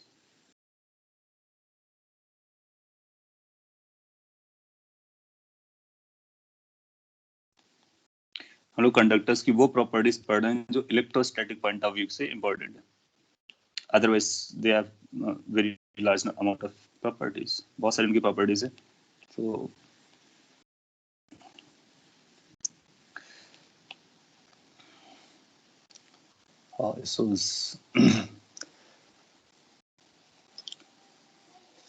अगर किसी कंडक्टर को चार्ज, पहले मैं आपको कुछ एक्सप्लेन कर देता हूँ, तो से जो मैं स्टेटमेंट लिखूंगा वो समझने में आपको आसानी होगी। लेट्स से ये आपके पास कंडक्टर है, कंडक्टर का मतलब मेटल्स, जितने भी मेटल्स होते हैं मोस्टली वो कंडक्टर्स होते हैं। तो कई बार मेटल वर्ड यूज करेगा, कई बार वो कंडक्टर वर्ड यूज करेगा। और अगर ये मेटल आपका न्यूट्रल है, दैट मीन्स इसके number of electrons number of protons बराबर है, तो टोटल चार्ज 0 है। लेकिन आप पाओगे कि ये टोटल चार्ज 0 तो है, लेकिन इसके कुछ इलेक्ट्रॉन्स फ्री हैं। तो जो इलेक्ट्रॉन्स फ्री हैं उनकी पॉपुलेशन अच्छी खासी होती है, बहुत ज्यादा होती है। तो ये इलेक्ट्रॉन्स अपने आप को एडजस्ट करते हैं, ये रोम अराउंड कर रहे होते हैं। सिंस ये फ्री है, आप देखोगे अगर कोई चार्ज क्यू हम यहाँ पे लेके आते हैं, उसके दूर लेके आते हैं, कोई भी चार्ज क्यू, तो ये जो बाहर वाला चार्ज है ना, वो इन इलेक्ट्रॉन्स को अफेक्ट कर देगा। क्यों? क्योंकि इलेक्ट्रॉन फ्री है और ये इन पर फोर्स लगाएगा। जैसे इसने फोर्स लगाया, सो अकॉर्डिंग टू कि कहाँ पे फोर्स लग रहा है, नेट फोर्स है और उसको जाने का स्कोप है, उसके अकॉर्डिंग ये मूव करना स्टार्ट करेगा, ये मूव करना स्टार्ट करेगा, ये मूव करना स्टार्ट करेगा, मूव करना स्टार्ट करेंगे। आप पाओगे कि इसका चार्ज डिस्ट्रीब्यूशन बदल जाएगा। सो किसी भी कंडक्टर के क्लोज में अगर कोई दूसरा चार्ज आप लेकर के आते हो या दूसरा फील्ड लेकर के आते हो, तो उसकी वजह से ये चार्जेस के डिस्ट्रीब्यूशन बदल जाते हैं, रीडिस्ट्रीब्यूट कर जाता है charge, right.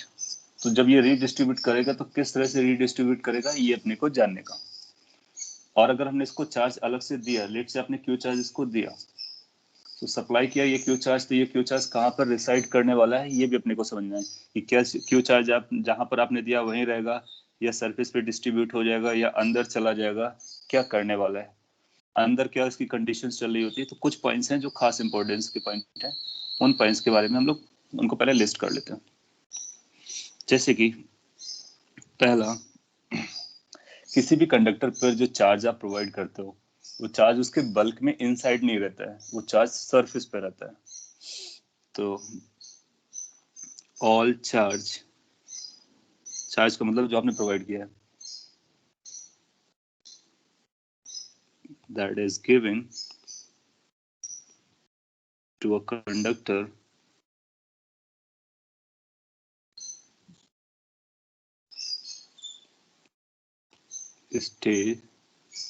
stays at on the surface only, वो केवल और केवल सरफेस पे रहता है। इसका मतलब है कोई भी फ्री चार्ज सरफेस पर ही मिलेगा, सरफेस के इनसाइड नहीं मिलेगा।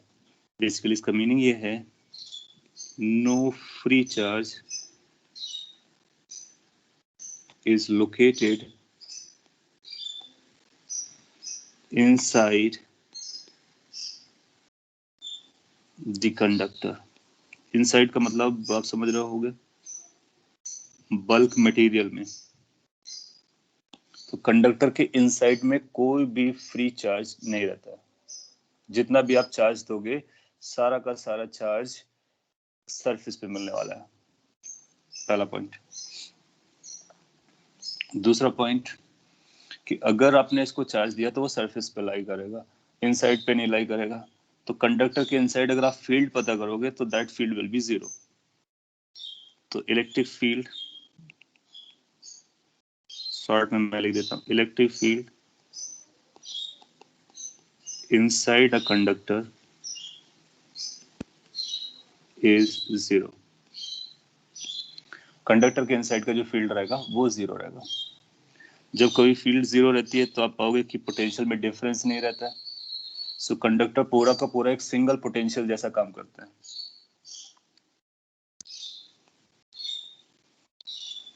A conductor is equipotential body। Equipotential का मतलब होता है उसके हर एक पॉइंट का पोटेंशियल इक्वल रहता है, no matter what point you are choosing. फिर फील्ड के बारे में बात करते हैं. Electric field just outside a conductor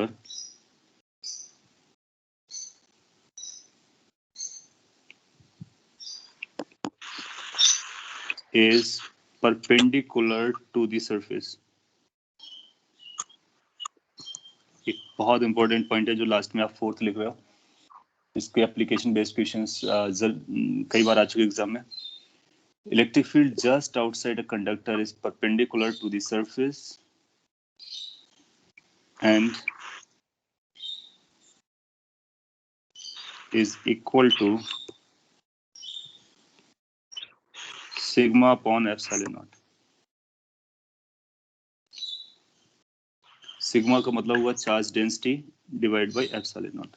so just outside अगर आप फील्ड देखने वाले हो तो फील्ड का जो मैग्नीट्यूड आएगा वो सिग्मा अपॉन एप्सिलॉन नॉट आएगा, जहां पर सिग्मा उस लोकेशन की चार्ज डेंसिटी होगी. किस लोकेशन की? जिस लोकेशन पर आप उसको वॉच कर रहे हो. और किस डायरेक्शन में होगा? परपेंडिकुलर टू द सरफेस होगा. परपेंडिकुलर में दो डायरेक्शन होगी, आउटवर्ड और inwards, depending on the charge. Charge positive है तो आउटवर्ड, चार्ज नेगेटिव है तो इनवर्ड्स. फोर प्रॉपर्टीज को आप पहले समझ लीजिए, इसके बाद मैं एग्जाम इलेबोरेट कर देता हूँ. पहला पॉइंट क्या बोला मैंने कि जितना भी चार्ज है वो सरफेस पे लाई करेगा, इनसाइड पे कोई चार्ज नहीं लाई करेगा. तो इसका मतलब है मेटल का स्फीयर होगा तो मेटल के स्फीयर में जितना भी चार्ज होगा वो सरफेस पर ही होगा, इनसाइड नहीं होगा. फील्ड इनसाइड जीरो रहेगी. तो जब कभी फील्ड के बारे में बात किया जाए तो किसी भी चार्ज कंडक्टर के इनसाइड पर फील्ड जो रहेगी वो जीरो रहने वाली है. देन आफ्टर इक्विपोटेंशियल होता है. कंडक्टर के हर एक पॉइंट का पोटेंशियल बराबर होता है, हर एक पॉइंट का पोटेंशियल बराबर होता है. Next point field outside sigma upon epsilon not होता है, परपेंडिकुलर टू द सरफेस होता है. ये हर एक क्वेश्चन अपने आप में, हर एक प्रॉपर्टी अपने आप में एक पोटेंशियल क्वेश्चन है, आइदर डायरेक्टली स्टेटमेंट और एज एप्लीकेशन. इसके अलावा भी और भी प्रॉपर्टीज हैं, तो पहले मैं इनको एलेबोरेट कर देता हूँ. लेट्स से कि अपने पास ये एक बॉडी है, ठीक है, कंडक्टर है, मेटल है, और इसको चार्ज दे रखा है आपने, क्यू चार्ज इसके पास. तो जो भी आपने चार्ज दिया होगा वो चार्ज इसके सरफेस पे लाई करेगा.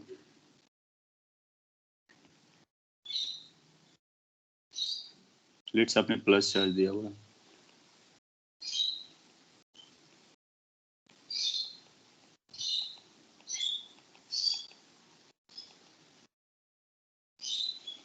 So whatever the charge you supply to it, all charge lies on the surface, no charge is inside.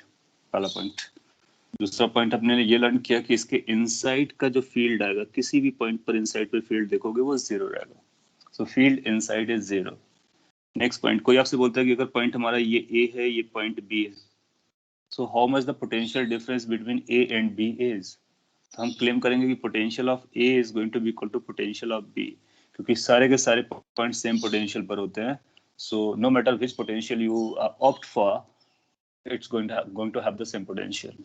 अब आपसे ऐसा क्वेश्चन पूछ सकता है कि एक पॉइंट चार्ज आपने यहाँ पे लिया, इसको ए से बी तक ले गए, कितना वर्क करना पड़ा होगा? तो आप बोलोगे कि ए से बी जाने पे जो पोटेंशियल डिफरेंस है वो जीरो है. तो वर्क डन क्या होता है? वर्क डन होता है चार्ज इनटू पोटेंशियल डिफरेंस. सो अगर किसी भी पॉइंट चार्ज को आप एक लोकेशन से दूसरे लोकेशन पे ले जाते हो, how much work is required? So work is charge into potential difference. So conductor के सरफेस पर चार्ज को अगर आप एक लोकेशन से दूसरे लोकेशन पे ले जाओगे तो वर्क डन जीरो आने वाला है. That's the meaning of the second point, कि या इक्विपोटेंशियल वाले पॉइंट का मीनिंग है. फिर नेक्स्ट पॉइंट हमने ये बोला कि इनसाइड की फील्ड तो अपने को पता चल गई, आउटसाइड कितना फील्ड होगा तो उसके लिए तो अपने कैलकुलेशन करनी पड़ेगी. लेकिन जस्ट आउटसाइड कितना होगा? जस्ट आउटसाइड जो फील्ड होता है, किसी भी लोकेशन पर अगर आप फील्ड देख रहे हो, सपोज कर लिए मैं इस लोकेशन पे देख रहा हूँ, तो यहाँ पर छोटा सा पॉइंट अगर हमने देखा तो यहाँ पे जो फील्ड आएगी, फील्ड की डायरेक्शन होगी कुछ ऐसी, perpendicular to the surface. So this will be the field. So field is going to be normal to the surface of the conductor at that location. और कितना वैल्यू लेके चलेगा? अगर यहाँ पर सिग्मा चार्ज डेंसिटी इसकी है तो फील्ड की जो वैल्यू हम लोगों ने यहाँ लिखी है that is going to be sigma upon epsilon naught n cap. N cap का मतलब परपेंडिकुलर डायरेक्शन, ds वाला डायरेक्शन, जो ds होता है आउटवर्ड सरफेस के परपेंडिकुलर आउटवर्ड, वो वाला एन कैप है यहाँ पर। तो ये फील्ड जस्ट आउटसाइड है, this is field just outside, note कर लीजिए। मोर एक और इम्पोर्टेंट पॉइंट इसी से रिलेटेड है, अभी हमने फोर्थ लिखा था तो इसको फिफ्थ लिख सकते हैं। चार्ज डिस्ट्रीब्यूशन, बाहर चार्ज लाई करता है, समझ में आता है किस तरह से डिस्ट्रीब्यूटेड होता है, ये भी तो समझने वाली पॉइंट है ना। तो जो चार्ज डिस्ट्रीब्यूशन होता है that depends on the radius of curvature. So extremely important point. Charge that mean sigma के बारे में हम लोग बात कर रहे हैं। Charge distribution on the surface depends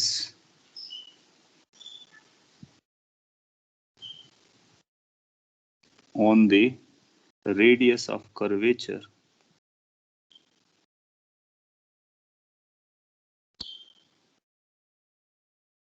of that location or of the surface। तो किसी भी पॉइंट पर अगर हम लोग बात करेंगे तो उस पॉइंट पर उसके पास कितना रेडियस ऑफ कर्वेचर है, उसके बेसिस पर उसका चार्ज डिस्ट्रीब्यूशन होता है। दैट मीन्स जो सिग्मा है, sigma depends on radius of curvature. Radius of curvature को हम लोग रो लिखा करते थे, तो मैं इसको रेडियस ऑफ कर्वेचर लिख देता हूँ, कंफ्यूज ना हो डेंसिटी से। Radius of curvature,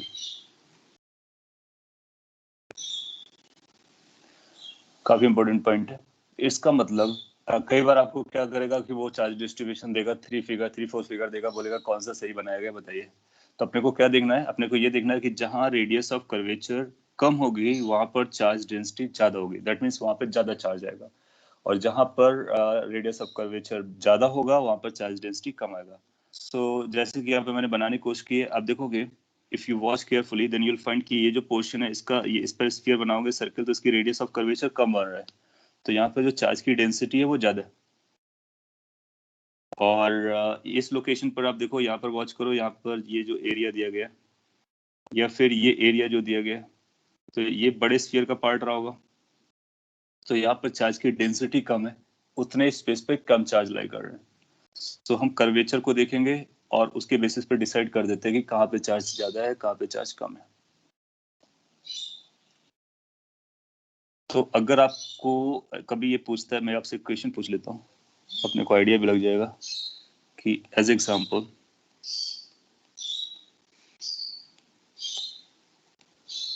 let's say कि आपके पास एक स्फीयर है, सॉलिड स्फीयर है, ऐसा लिखते हैं a solid sphere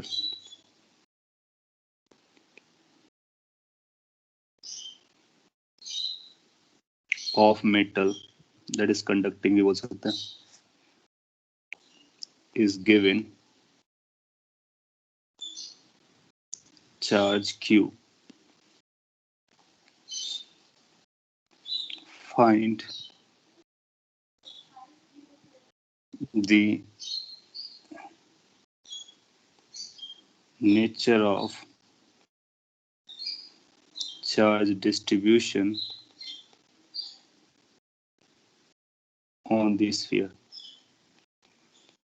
किस तरह का ये चार्ज डिस्ट्रीब्यूट आएगा होगा स्फीयर पर। नेचर बताने का मीनिंग हुआ कि अपने को ये पता करना है कि ये जो चार्ज डिस्ट्रीब्यूशन है, एज्यूमिंग कि हमको पता ही है कि वो सरफेस पे लाई करेगा, तो सरफेस पे क्या ये यूनिफॉर्म होगा या नॉन यूनिफॉर्म होगा। अगर नॉन यूनिफॉर्म है तो किस तरह का होगा, कहाँ पर चार्ज डेंसिटी ज़्यादा होगी, चार्ज डेंसिटी कम होगी। सो अगर ये स्फीयर है, सो क्या आप ये समझ पाओगे कि इसके हर एक पॉइंट का रेडियस ऑफ कर्वेचर बराबर होने वाला है। सो नो मैटर चार्ज आपने कहाँ दिया, अगर आपने क्यू चार्ज यहाँ पर भी दिया है तो इमीडिएटली ये यूनिफॉर्मली डिस्ट्रीब्यूट हो जाएगा, इमीडिएटली डिस्ट्रीब्यूट भी होगा और यूनिफॉर्म डिस्ट्रीब्यूट होगा। क्यों यूनिफॉर्म डिस्ट्रीब्यूट होने वाला है, क्योंकि इसके हर एक पॉइंट का रेडियस ऑफ कर्वेचर बराबर है। तो रेडियस ऑफ कर्वेचर इक्वल है तो सिग्मा यूनिफॉर्म होगा, तो हम बोलेंगे कि charge distribution will become uniform. Good. So sigma की जो वैल्यू हम लिख सकते हैं Q डिवाइड बाई 4πr² हो जाएगा, और ये कांस्टेंट हो जाएगा। डेंसिटी कांस्टेंट होने का मतलब हुआ कि वो यूनिफॉर्म है। सो चार्ज डिस्ट्रीब्यूशन यूनिफॉर्म होगा या नॉन यूनिफॉर्म होगा, वो किससे कौन डिसाइड करता है? सरफेस डिसाइड करता है, रेडियस ऑफ कर्वेचर डिसाइड करती है। और स्फीयर एक ऐसा अरेंजमेंट है, स्फीयर एक ऐसा अरेंजमेंट है जहां पर यूनिफॉर्म उसको होना ही पड़ेगा। इसको जब कभी मेटालिक स्फीयर हो और चार्ज की बात करें तो सरफेस पर हमेशा यूनिफॉर्म रहेगा, ये हम बता सकते हैं।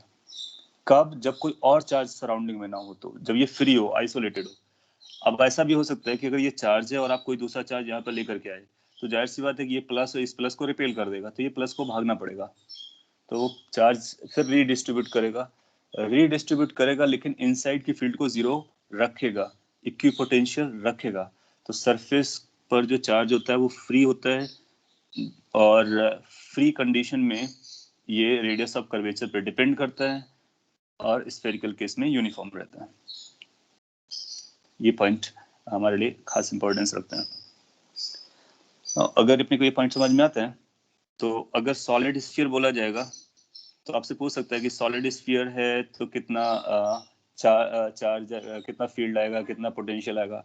तो आप सोचो अगर सॉलिड स्फीयर भी है तो चार्ज हमको कहाँ मिलेगा? सरफेस पे मिलेगा। तो वो चार्ज के पॉइंट ऑफ व्यू से कैसा बिहेव कर रहा होगा? हॉलो स्फीयर या स्फेरिकल शेल जैसा बिहेव कर रहा होगा। तो कई बार आपसे पूछेगा कि मेटालिक सॉलिड स्फीयर की फील्ड बताइए, तो हम उसकी फील्ड को नोट कर सकते हैं। सो यहाँ पर एक हेडिंग डाल देते हैं, may be this is the last point of the day. Electric field and potential of uniformly charged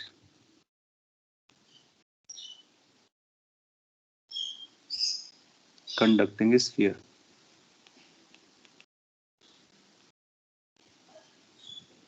हम लोगों ने स्फीयर्स के फील्ड और पोटेंशियल निकाल रखे हैं, we know the formula. Now we are talking about what happens when they become conducting. तो हमारे पास दो तरह के हैं, एक तो सॉलिड होता है और दूसरा शेल होता है।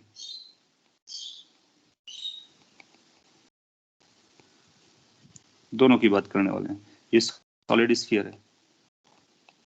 तो पहले हम लोग सॉलिड स्फीयर की बात करते हैं। अगर ये सॉलिड स्फीयर अपने को दिया गया, how much the field outside is going to be? Q charge है, uniformly है, r radius का है, so outside field will be just like a point charge, k q upon r square। just go for the Gauss law। outside potential कितना होगा? is going to be k q upon r। inside field कितना होगा और inside potential कितना होगा, ये अपने को जानने का। Can you think of how much the field inside of a solid sphere which is uniformly charged and is conducting in nature? वहां पर क्या हुआ करता था? k q r upon r cube. You remember k q small r upon r cube, solid case में, uniformly charge case में। Since ये metallic है, कंडक्टिंग है, तो इसको जीरो होना पड़ेगा because of the properties of conductor. और पोटेंशियल कितना हो जाएगा? So it's going to be k q upon r। जैसे फील्ड चेंज हुआ तो हमारा पोटेंशियल चेंज हो जाएगा। गुड। सो ये डिफरेंशिएशन आपको दिमाग में रखना है।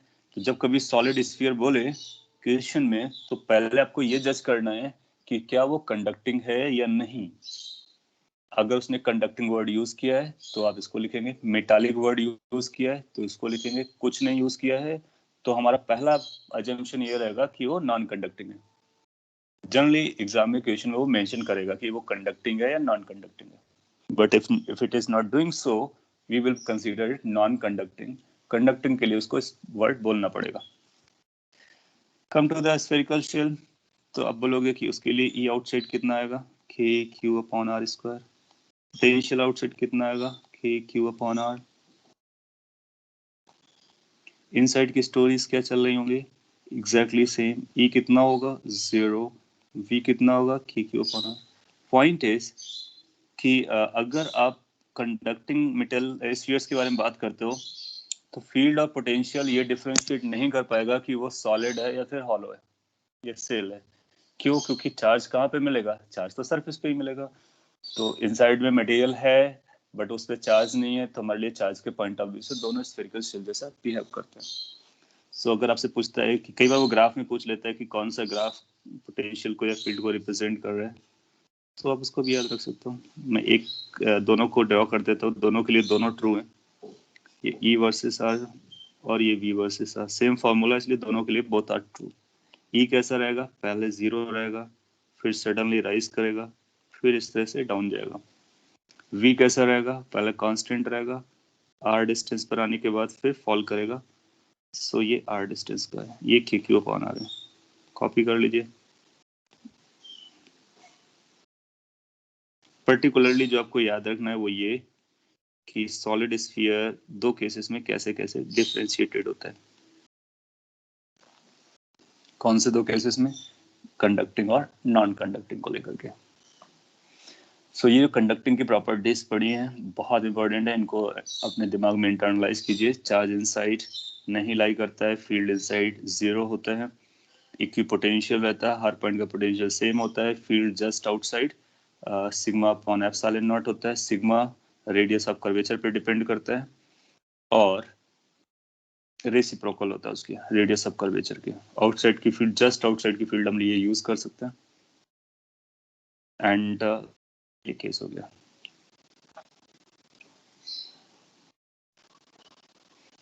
एक लास्ट क्वेश्चन, अभी 2 मिनट अपने पास है, तो एक लास्ट क्वेश्चन एग्जाम में आ चुका है, आईटी के एग्जाम में, बहुत पॉपुलर भी है, कि फील्ड लाइंस के बारे में बात कर लेते हैं हम लोग। फील्ड लाइंस भी बना चुके हैं।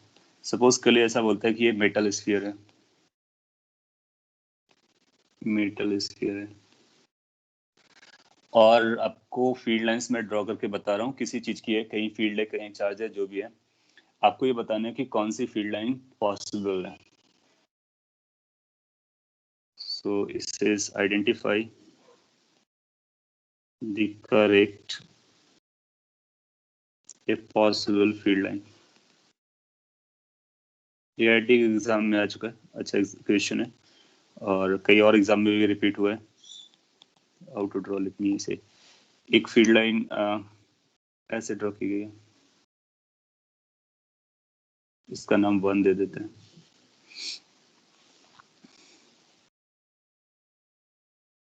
एक फील्ड लाइन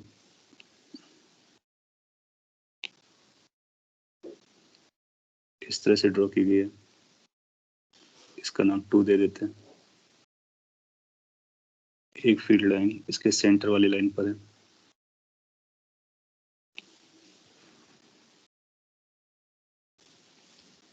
ये ड्रॉ की गई है, इसका नाम 3 दे देते हैं। और एक फील्ड लाइन ये ड्रॉ की गई है,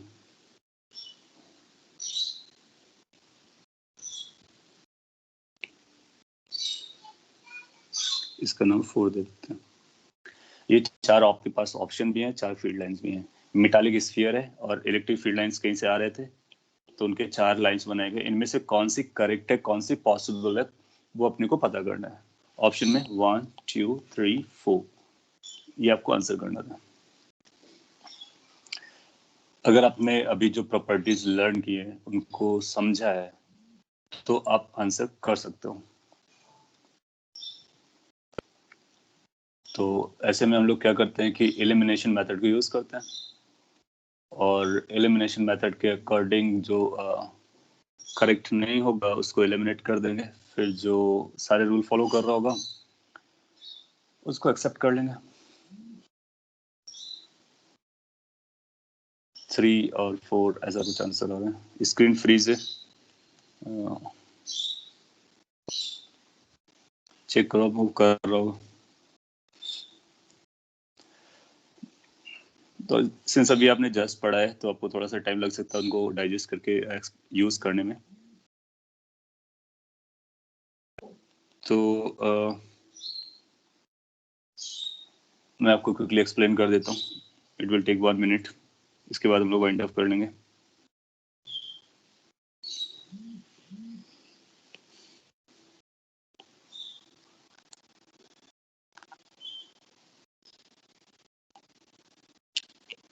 सी द एक्सप्लेनेशन किस तरह से एक्सप्लेन करने वाले हम लोग? फर्स्ट को देखो. Yes, So the screen isn't visible. not visible. I just reshared it. हाँ सर अब आई। check. अब आ गया होगा. ओके, सो फर्स्ट के साथ क्या इशू है? हम लोगों ने देखा था कि जो मेटालिक है ना, तो इनसाइड का फील्ड 0 होता है और ये लाइन अंदर से जा रही है. अगर किसी पॉइंट से लाइन जा रही है, इसका मतलब वहां पर फील्ड है. जब फील्ड 0 होता है तो वहां पर लाइन नहीं जाना चाहिए. इसका मतलब जब कभी कोई कंडक्टर होगा ना, तो उसके इनसाइड से फील्ड नहीं जाएगी. क्यों? क्योंकि उसके इनसाइड में फील्ड लाइंस, फील्ड 0 होती है तो फील्ड लाइन इनसाइड से नहीं जाएगा. सो फर्स्ट हमारा इसलिए रॉन्ग हो गया क्योंकि फर्स्ट ये कहना चाह रहा है कि उसके इनसाइड पर मेटालिक स्फीयर के इनसाइड पे फील्ड नॉन जीरो है. तो हम लोग जानते हैं वो 0 होना चाहिए था, तो फर्स्ट को स्क्रैप कर देंगे. सेकंड बीच में ब्रेक दे रहा है, ठीक है, इसका मतलब वो एग्री कर रहा है. थर्ड बीच में ब्रेक दे रहा है, वो भी एग्री कर रहा है. फोर्थ ब्रेक दे रहा है, वो भी एग्री कर रहा है. एटलीस्ट वन को स्क्रैप कर दिया, आउट, उसको डिलीट मार दिया. 2 पर आते हैं. फिर हमारे पास एक और पॉइंट है कि जो फील्ड लाइंस होती है सरफेस के जस्ट आउटसाइड जो होती है वो परपेंडिकुलर होती है.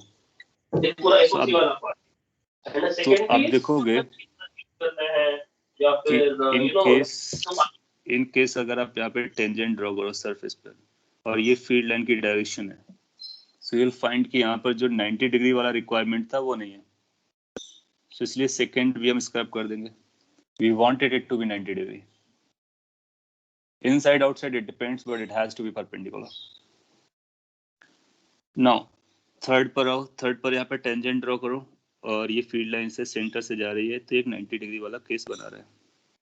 फोर्थ पर आओ.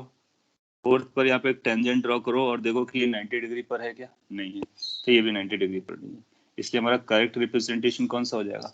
थर्ड हो जाएगा, क्योंकि ये 90 डिग्री वाले रूल को भी फॉलो कर रहा है, perpendicular to the surface as well as it's a 0 inside. These are the two things that we are supposed to follow.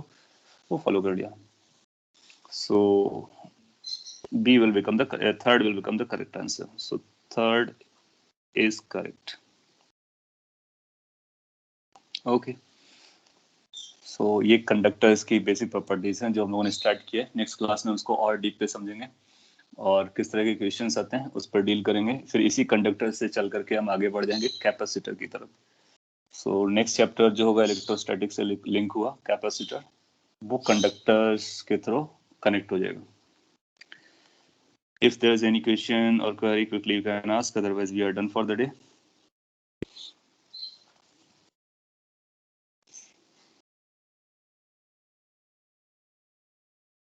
Nothing. So thank you then.